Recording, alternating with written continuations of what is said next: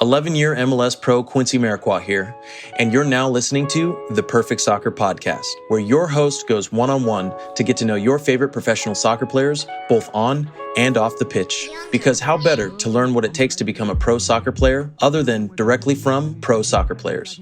Today's episode is brought to you by PerfectSoccerSkills.com, the #1 and only platform you'll ever need to connect with and learn from pro soccer players. Learn more and enter to win weekly soccer prizes, goals, balls, jerseys, player meet and greets, and more by heading over to PerfectSoccerSkills.com/PSTM to enter to win for free today.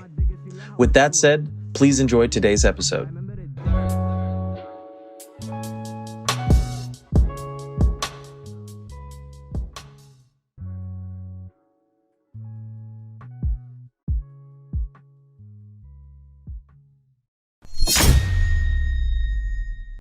What's up, everybody? Welcome back to another episode of the Perfect Soccer Podcast. Our special guest today is Shaft Brewer Jr. Shaft, how's it going? Living life, man. Enjoying it. Nice weather today, so just outside relaxing. So for sure. Happy to be here. So give me what was your first memory of playing soccer? Okay, so I think I was like, I could be pushing this. I'm sure my dad can tell you better, but I think it was like between 4 and 6. I was playing rec soccer and was on a obviously botched field. And I just remember like the running, having a good time, eating oranges, halftime, the grapes. Being free and being a kid. So I think that's like my earliest memory. I think I have one of them. Yeah. And I remember that. Yeah.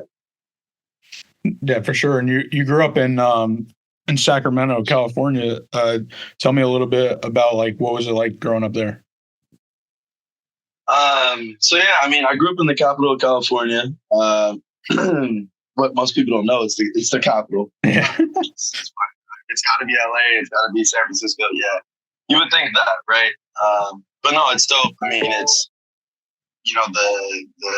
it's more of like a family oriented place. So I just kind of grew up playing sports. I don't think really anything crazy, nothing different. Than I feel like a normal kid. Grew up being outside, getting yelled at because I was out too late. So having a good time, enjoying myself, and and it was definitely different than our modern day youth at this moment. So I spent a lot of time playing different sports outside, friends, after school, trying to get my homework done as quickly as possible so I can run outside and go play. So I definitely was very much outside, active, having a good time, and I enjoyed it. I really loved it. Wouldn't change a thing. So it was great.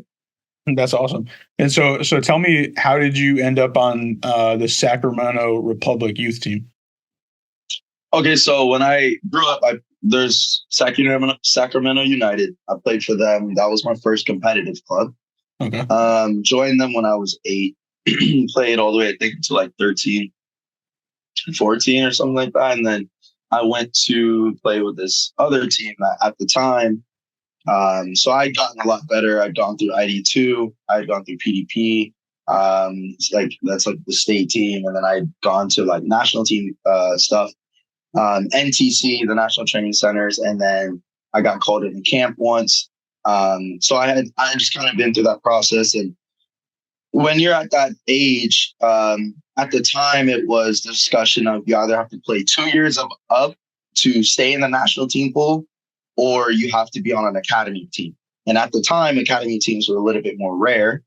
This is back when FC Dallas was top. And Sacramento Republic hadn't even really been a thing. They just had the professional team. And then I joined a team called San Juan.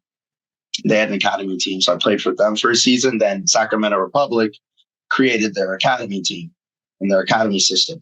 So I was able to, that was kind of when all the kids from SAC just joined and were like, everyone's going to come and be a part of this, try out and want to be on this team, obviously.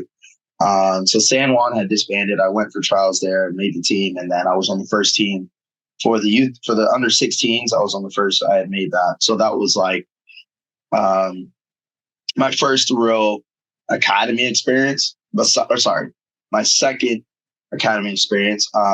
In my second year as under 16, because I think I was like 14 the first time, 15 the next year. And then, we did pretty well for our first year being an academy assistant. So I guess, like, when did you know you were really good? Cause like you started like out like higher than most people. Okay, so like I was at recess, right? This is like I was at recess. Shout out to Lori Hughes. She's the lady that basically got me into it. So I'm at recess playing with my friend, and I'm dribbling around the ball, and she's like, "Hey, like, why don't you come try out for this team?" And me knowing only about rec soccer, I'm like, what is competitive soccer? Like, what is that? Go home, research it. Find out, it's a little bit of a higher tier thing. So we go on tryouts. I naturally was raw athletically. So, and I did like soccer, but I hadn't had like a into it. And she had invited me out there, and this was for, I got into it, and it was crazy because that one moment I go on this trial, know nothing about it. Try out for this team. I tried out for 2 teams in Everton, blue team, and I was about to say Manchester United, Sacramento Republic. They're red. Tried out, ended up going out with them, and then from there, I progressively was getting better and better because I was actually playing on two different teams. I was playing on the year up, above, and then my own age group. So I was getting more double touches than most kids get in their youth careers. And I would say around 11, 12 is when I was like, oh, I'm pretty good at this, Yeah. I grew really quickly into the game, and I got my technical skills got really good. They got a lot better from where I was when I started at 8. And in those years that I put in, I was doing the identification camps. That's like, at the time, ID2 was, I don't know if you know much about ID2. ID2 at the time was the top. It was like the national team, right under the national team. So you go to a camp, you make the camp, and you do well, they would select you to go, and they would take a team just like the national team, and they would go overseas and play like Real Madrid, these teams, right? Fiorentina, right? So that was like the national team at the time. And you wanted to make that was a big thing. They were sponsored by Nike, same thing, paid for all the flights. It was really, really dope.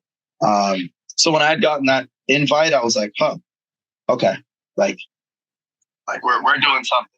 And that was actually my first, plane flight. It's the first time I was ever on a flight on a plane, so alone. Yeah, which is pretty cool.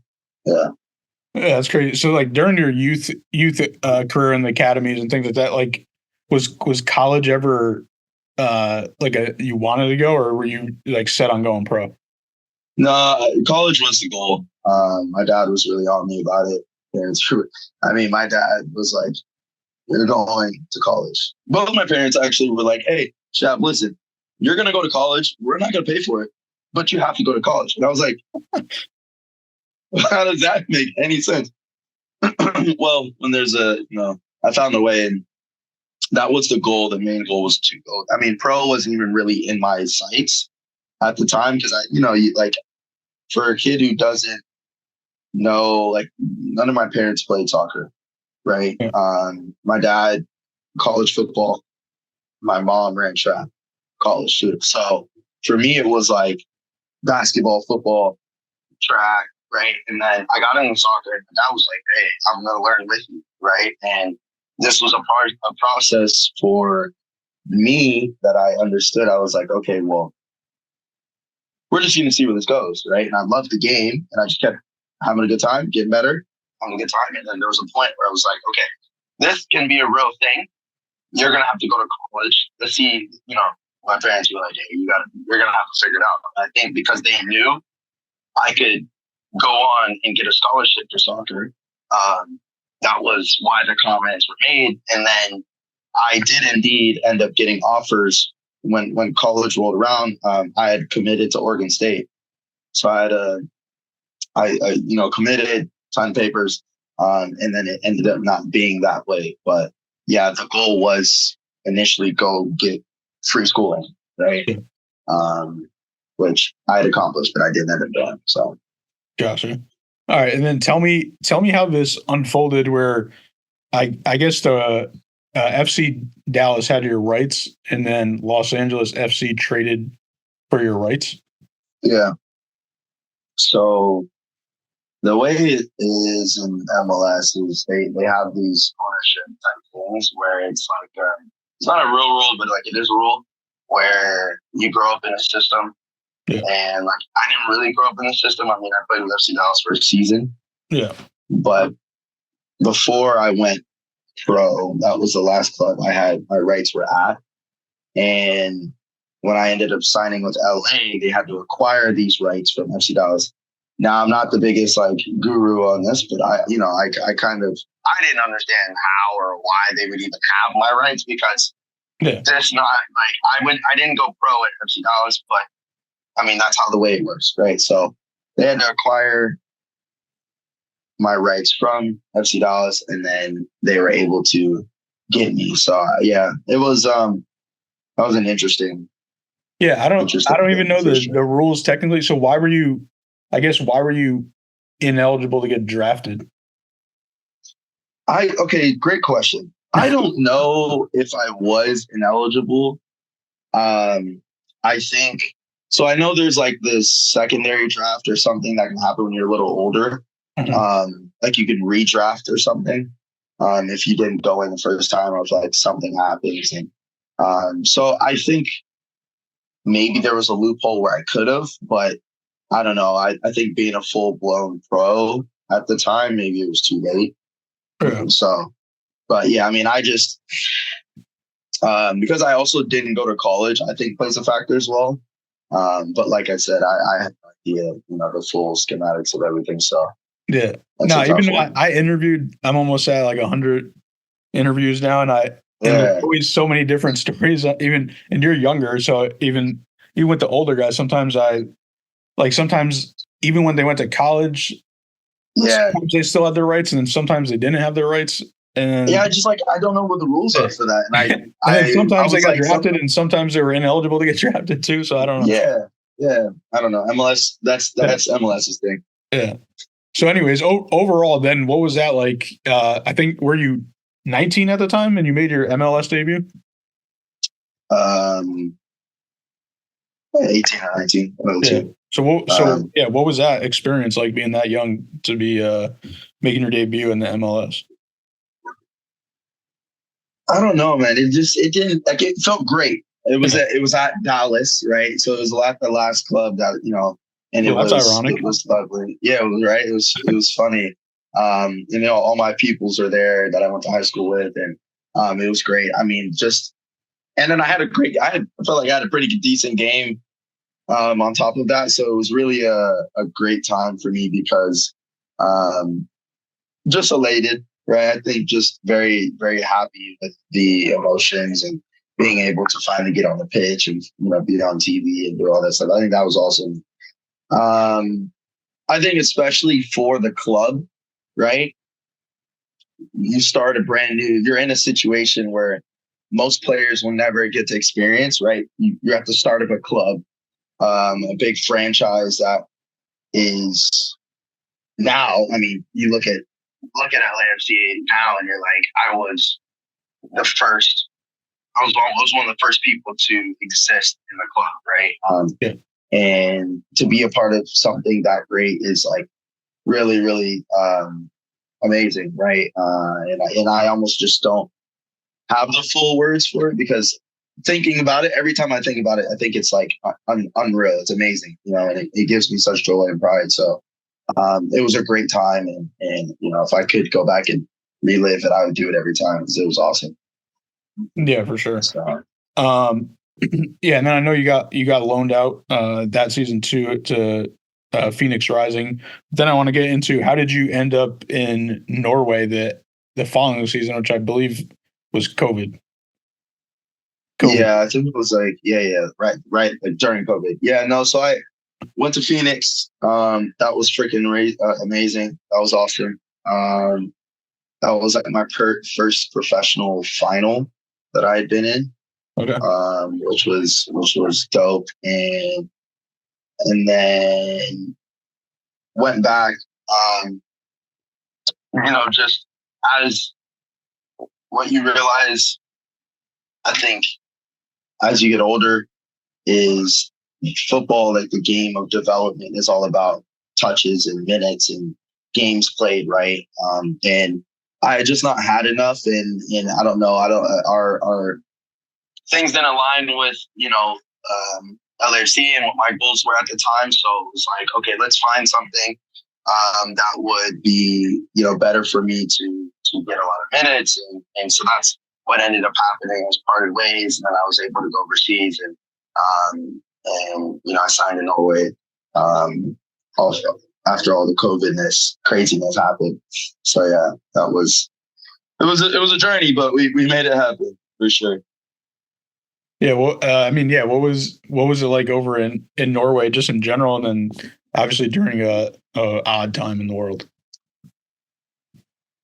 Amazing country. I mean, the Scandinavia, if you ever get a chance, I don't know if you've ever been, but if you ever do get a chance to go to Scandinavia, it's absolutely gorgeous. People are amazing. I loved living there. I think there's a reason why they are rated one of the highest countries for happiness, because it's great. It was, for an athlete, all I got to say is like the water, you can get it from anywhere. You can get it from the sink. You can get it from the bathroom sinks, right? Like it's super clean. And that was like, even that, the quality of life, everything was lovely. The food, the people and the scenes. And when it was summer, the sun didn't go down until like 2. Like it was perfect. It was beautiful. So yeah, I really did enjoy it. But yeah, no, it sucked. I mean, during the COVID time, because it was like we had some times where you were training. Sometimes we had to take 3 weeks off because we couldn't train because COVID was bad. And then there was a point where we were able to get to fully in season and we actually were playing. But that whole like having to wear masks and this and that was craziness. So, but I think it was a great country to be in at the time because it was, they were very organized. So, it was lovely, and I would go back for sure. I love it. Yeah, that's awesome. And yeah, describe to me like how the game is played differently, like over there versus in America. I would put it close to like USL, League One, Championship. I think they play similar. You've got teams that play, and you've got teams that play volleyball. It's like, I think it's pretty universal, and it's just they have like honestly, I was gonna say they have young guys, but it's similar to here. But they have a lot of young players. Their leagues in Norway are filled with young players, and it's just due to the fact that they do a very good job of getting kids in, developing them, sending them out to different countries, and that's why you see so many young kids there. But they, I would say it's similar to how we're trying to achieve, right? It's a leagues for a lot of the younger players, right, to get minutes and then build their way up. So, I wouldn't say the play is much different, but you have a lot younger age group, so pretty similar to us here. Enjoy learning what it takes to become a better player from professional soccer players? Well, how would you like to work with professional players one-on-one? Now you can with Be Pro by Perfect Soccer. Head over to perfectsoccerskills.com/BEPRO to apply to work with our network of pro players today. Like, how has your journey been? And like, what keeps you motivated in terms of like, you started at the top where the MLS, and now you've been a couple different places now. And now you moved up again back to the USL Championship. So what is that like your journey been, and like what keeps you like motivated? I mean, I'm assuming the goal is to get back to the MLS. Yeah, no, like something I was told by an older player is just like it's consistency, and the longer that you're able to stay in the game, you'll be rewarded by the grind that you put in. And so for me, it was going to these different places, getting the highs and lows. I've matured, right? You mature as you do this, and it's taught me a lot. It's put me in the right mental space to be able to do what I do, to be able to be here, right? You go up, you might take a step back, but it's to push to be able to take 2 steps forward.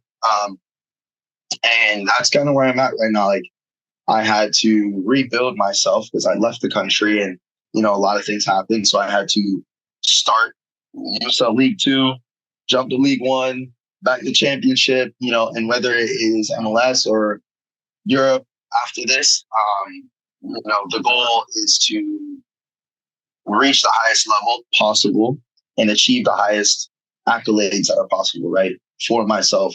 And I don't want to put a cap on that, because if I shoot through that roof, I mean, hey, I'm not going to be complaining at all, but the goal is to be able to accomplish those things and then keep pushing. And it's just the motivation, right? It's like, for me, I've got the love for this game, right? And I've put so many hours into it. It's like, why stop, right? Things don't go well. Like, why stop? You get told no, right? What they say, you get told, no a million times. All it takes is that one yes, right? And so far, I've gotten a couple yeses that have put me in places very quickly, and things change very quickly in this game. And as long as you're mentally strong, right? As long as I've been able to keep myself locked in, then I know that I can get to the next step, right? As long as I'm healthy, I'm working, I'm playing minutes. And so for me, it was like, I can't give up on this dream I'm living. And, it took me a minute to get myself to a point now where I feel better, right? I feel like I'm a better player now than I was at 18. Mm-hmm. And mentally, the same thing, right? I feel like I know I'm excelling mentally to be able to play these games. And so it's just been that motivation of just keep going. Because, like, I can touch it. You get the little bit of success, and then you fiend for more, right? And that's what happens, right? You get that yes, and you're like, then you get back into it. And after I came back into it, I just realized I was a different Shaft, right? And that was a new motivation, because I'm like, ooh, I love it. And that salivation to succeed, to get to the next level it hit me harder, right? And like, I do this for my family as well. And my biggest thing is for my dad, my pops, is to, get to a point eventually where I can repay them, right? And take care of them. And I don't want to stop until that happens, right? And even when that does happen, I still want to be able to keep going, so that way,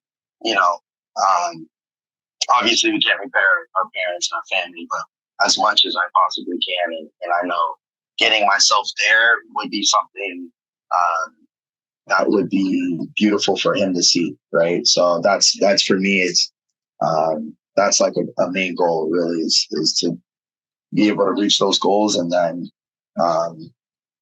to take care of my family. So that's been a big motivation as well, because I'm just not happy with I can't stop now, right? I feel like that would just be me doing myself.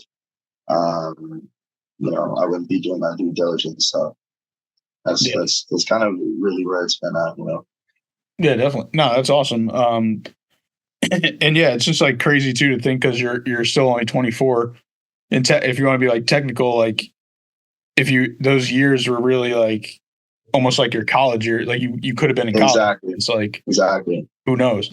So that's why it's dope. Overall, it's just like you almost like lived a professional lifestyle instead of going to college. So I think yeah, no, you grow up fast, and I was happy to be able to grow up fast, because I can always go to college, and that's not something I'm worried about, but it's just, you don't get that opportunity to go live in Germany and live in Norway and you know what I mean, play with these crazy guys, Didier Drogba and all these things. So For sure. It was definitely, wouldn't trade it for sure. Yeah, definitely. All right, so tell me what your goals are this year. I know you guys just started the season for North Carolina FC. So, I think a goal, like I would love to make team of the week every week, right? If that's something like I would strive for, is to be able to get on the team of the week every week. Every week that I am playing, to be end of the year, I want to be on that best 11. That's one of the goals. Obviously, win a championship, win regular season, get as far as we can in Open Cup. Would love to win Open Cup with this team, and I full-heartedly, I feel like we could do that. The roster that we have. A lot of experienced guys, a lot of quality and depth on our team. So I don't see why that isn't a real possibility. But those things, and really just at the end of the year, my biggest goal is always to be better than where I was when I started. So a new version of Shaft at the end of the season, I can go into the next season and going like, this kid got so much better at the year. But throughout the year, and by the end of the year, he's a whole different player. And that's my goal, is to be just get as good as I possibly can by the end of the season. And then those other ones, right? And bag a few goals. 10 assists is what I'm shooting for this season. So once I hit 10, let's keep going. But obviously I feel like that's a real realistic goal for me. So. Yeah, for sure. Are you ready for the Quincy questions? Let's do it. All right. What's the most important skill or quality you feel has made you successful as a pro player? I'm gonna go with, you said skill or like quality. I would say I'm gonna have to say like hard work's like the biggest one. Is like, if you're not working, like you're not even gonna go anywhere. So because you can be a baller, if you don't work hard, you're not gonna go further than maybe academy, right? And then if you aren't a baller, hard working, it gets you something. It'll really get you something. So I'll say that. And I mean, like, I feel like a quality, like your touch. Mm-hmm. Like a skill, like I feel like it's your touch. If you don't have a good touch at any game, like, I mean, the top level, the first thing you talk about is like the first touch. How can you do anything if you don't have a good first touch? And it's something that I tell players when I train them as well. I'm like, can you juggle? And they're like, and I'm like, you need to juggle because you need to have a good first touch. Like, that's just, it's important. The first touch is huge. So I think those for sure.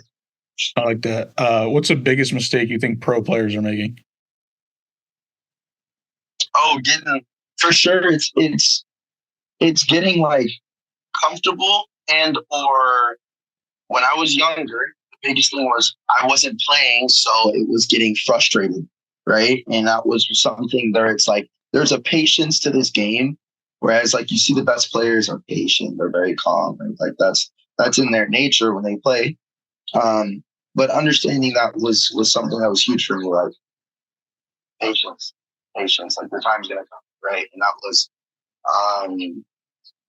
something that shot me in the foot that I learned from, and now it's it does dividends for me now. So I would say for sure, like having patience and understanding when your time is coming to take that opportunity, but also when it's not your time, like don't be frustrated by the fact that it isn't, right? I think that is a big thing to guys currently playing and maybe frustrated in their teams, or younger guys that are coming up, right? We've got a few young kids on our team, and that's the conversations we have with them. Hey, like, you've got guys who've been in the league for years, experience, they're going to play, right? The quality, but you can work your way into that situation. It might take a little time, but the patience that comes with that, it's rewarding after that, So for sure, that is something like that. Yeah. What advice would you give to younger players? Just that patient. I think attitude, and to go into attitude as in having the right mentality when approaching the locker room, right? When approaching training, when approaching life as a pro, right? Because as a pro, there's no switch that turns off. You don't stop becoming a pro. Yeah. And if you want to be a pro, right, you have to live that lifestyle. I've been living that lifestyle since I was 13, maybe 12, right? You live that lifestyle. That's how it is. Doing homework in the car rides to games, doing homework on the rides to training, like the mentality, hydrating. I can't do these things. I can't go out here. I can't hang out with these people because I need to rest. It's all about that, like understanding of having the professional mentality, right? And living that every single day. So what does that mean when I come home, right? Now I'll give you an example of what I do. When I come home, I need to eat right after training. So let's say I've already eaten. After training, it's a protein shake. Then I come home. Then I have to eat again. Okay. Then I'm resting. Maybe I'm doing the compression boots. Maybe I'm stretching. Maybe I'm doing the massage gun, rolling out, right? Version of that, but hydrating, making sure that I'm taking care of that piece, right? And watching football, doing all of these things to make sure that I'm prepared for the next day, right? Because the next day I need to train again. I need to get better. Yeah. So I think, going at it with I'm going to make sure to be a pro all the time. And then, showing up to training, full effort, right? I think people confuse what full effort is. I'll give it 100%. You've only got 80%. You give 80%, you're giving your 100% that you have for that day. Right. And I think that's very, very important for kids to understand that it's not 100% every day. Might be 25, might be 57, might be right. You may feel 100 some days, but to push that is going to make you better. Right. And then people see it. Right. And then, just being consistent. The consistency one, I think, is the biggest. Right. Like you build these habits through consistent actions. Right. And football is a consistent game. As long as I stay consistent, I maybe can reach the Premier League. Right. I can be over in Bundesliga. I can do these things as long as I'm consistently doing all the factors that I need to succeed. So I would say those things for sure.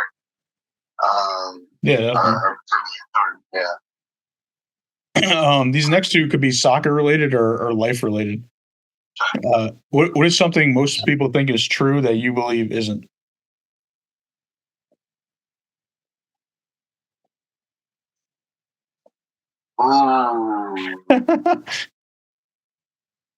What do most people think is true? Oh, okay. Here's a perfect one. Soccer is not a physical sport. All right. I like that. This is something I've come across from growing up. I mean, we used to talk about it all the time. Football, basketball. Oh, it's so much. Go play soccer. But for those people that think that soccer is not a physical sport, go play soccer. Come back after a couple of weeks and tell me different. Because what I've grown to know is physically, I need to be strong because I'm in battles consistently throughout 90 plus minutes. Right? Some of the nastiest, hard hitting, things I've seen has been in soccer. Now, I'm not going to say other sports aren't great. I mean, we know about football. We know about the physicality in basketball as well. But yes. So for all those naysayers that don't think that soccer is a very physical sport, let's hone in on that. And but yeah, I mean, I've had so many people tell me this, Paul, that soccer's not. And then they watch it and they were like, okay, I didn't know that soccer was this physical. I've had people come to me and tell me that too. Oh, I didn't know soccer was this physical. It's crazy. So yeah, I think it's a great, still staying in the soccer world. I love that. So yeah. That's a good one. No one ever said that. Really? I like that one. Yeah. Yeah.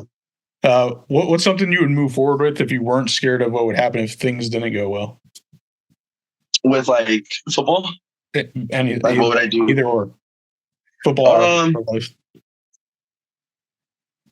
Can you repeat that question for me, please? Yeah. Well, what is something you'd move forward with if you weren't scared of what would happen if things didn't go well?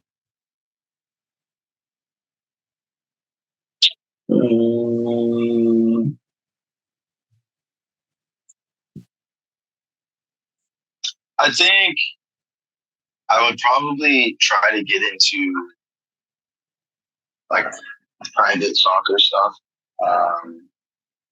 fully, probably, because I enjoy working with people and seeing them get better, and I love that, having that ability to impact other people in a way that will stick with them for the rest of their life in a positive way. I think is so fulfilling to me, and I've been blessed to be able to do it already and see players get better, and know that I am maybe a small bit of it, but it is definitely very fulfilling. It's a lot of work. I'm not gonna lie, it's a lot of work, but it is fulfilling. And I think if things didn't go well, God forbid, in football, that's probably where I would. I don't think I could see myself like being at doing something else or much other things. I'm sure there's a bunch of other things I would like to do. But at the moment, the thing I think I can think about that I would like the most is probably that, for sure. Definitely. You ready for these last couple of fun questions? Let's do it. I definitely know the answer to this one, but I got to ask. So is it soccer or football? Football, obviously. Messi or Ronaldo? Ronaldo. No question. Why? Love that man. He's the reason is he relates to the average human being. And that's the reason why I say that, is because you look at where he started and the amount of work that he continues to put in. This is everything that every human being can do, right? You can work hard and you can get better, right? And I think he's a perfect example for everyone that if you work harder, you'll get better. Messi is just a natural freak. That's just like, he's sick with the ball. He's God gifted to be able to like maneuver and do the things that he does. Is just God talent. And for me, it's more relatable that I had to work to get where I'm at. And the reason why I relate to Ronaldo so much is because of his work ethic. And I think that's why he's my favorite, right? Because I've seen where he was and how much better he got, and hearing everything from everyone. You hear about like Rio Ferdinand, the stories about this guy, like all he does is work. I mean, even when he came back to United the second time, they were like, this guy just works. Like, you just want to work harder. I think that's for me, that's a great like example. So yeah. Yeah, definitely. Last one. What's your favorite cheat meal? Okay, cheat meal is gotta be, dude. Oh my God, I have so many. Okay, these like, I make these like, because I'm vegan, so I make a vegan version of Chick-fil-A, right? Love them. I do these biscuits. You get biscuits instead of the burger buns. You get biscuits. Bake some fresh biscuits. You can buy them from the store, whatever. I do the plant-based, like, people are gonna, it's not chicken, it's chicken patties, the vegan, whatever. Okay. Come for me if you want. I don't care. And then lettuce, vegan cheese. The Polynesian sauce from Chick-fil-A is the best. I don't care what anyone says.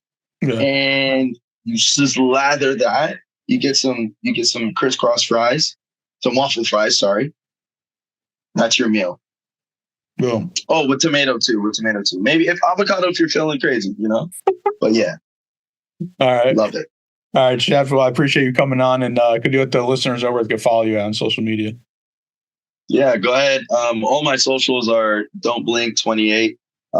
No caps, no spaces. So yeah, go ahead and check me out. Boom. Quincy Amarikwa here, and thanks again for listening. If you enjoyed today's episode, please be sure to share it with someone you feel will get some value from it. And if you could take a moment to leave a review of our podcast wherever you're listening and let us know who you'd like us to interview next, we'll get working on that right away. You can listen to this full episode and more at perfectsoccerskills.com/radio. That's perfectsoccerskills.com/RADIO. You can also enter to win free weekly soccer prizes, goals, balls, jerseys, player meet and greets, and more by heading over to perfectsoccerskills.com/PSTM to enter to win for free today.